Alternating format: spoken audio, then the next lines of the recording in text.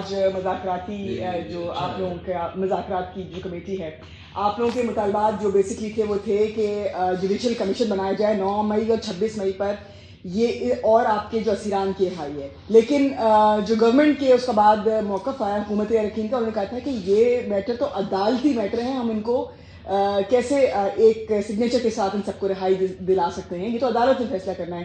اس سے آگے بات نہیں بڑھی یا یہیں پر بات یا یہ بات آپ لوگوں کی طے ہو گئی؟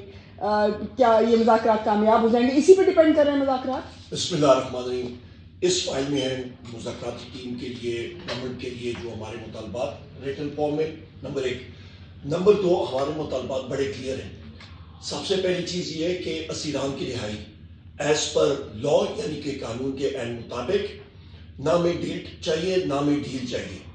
سب سے پہلی چیز یہ ہے کہ جو کورٹس ہیں وہاں پہ انٹیلیجنس ایجنسیز کا عمل دخل وہ نہیں ہونا چاہیے، اور پروسیکیوشن پہ پریشر، انڈیو پریشر وہ نہیں ہونا چاہیے، جج صاحبان پہ نہیں ہونا چاہیے، جو کہ کوئی چھپی ڈھکی بات نہیں ہے.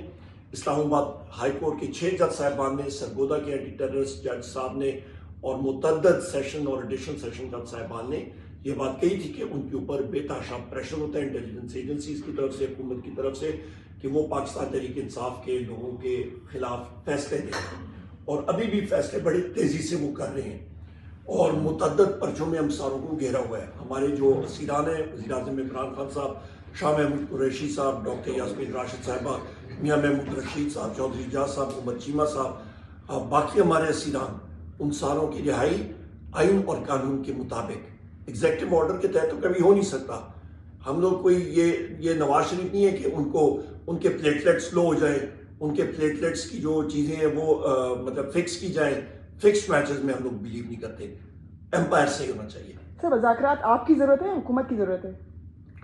دیکھیں جی، ہمیں تو انہوں نے دیوار کے ساتھ لگایا ہوا ہے. ہم نے کیا، ہم نے تو اپوزیشن کرنی ہے. ہمارے پاس ایک ہی طاقت ہے، وہ ہے عوام کی آواز. اور حکومت جو فارم 47 کی حکومت ہے، اور یہ ہم لوگ منہ پہ کہتے ہیں. اسد کیسر صاحب یہاں پہ اس کمرے میں میرے ساتھ موجود ہے. پہلی میٹنگ میں میں نہیں تھا کیونکہ پشاور ہائی کورٹ میں تھا. اسد کیسر صاحب نے منہ پہ ان کو کہا. مذاکرات کامیاب ہو گئے تو آپ حکومت کو آرام سے چلنے دیں گے اور حکومتی امور میں اور نیشنل اسمبلی میں پراپر پروڈکٹیو رول ادا کریں گے؟ پہلے تو کمیشن حکومت بنائے نا، جو ہماری ڈیمانڈ ہے 9 مئی کا کمیشن اور 26 نومبر کا کمیشن بنائے، دودھ کا دودھ، پانی کا پانی ہو. ورنہ سر آپ کا یہ اسمبلی فلور پہ او والا احتجاج چلتا رہے گا؟ اس سے بہت آگے جائیں گے، وہ تو آغاز ہے. Thank you. بہت شکریہ. مین پاورفل لوگوں کو جو ملاقاتیں ہو رہی ہیں ان کا مقصد کیا ہے؟ پاورفل مسل والے یا کس طرح کے پاورفل؟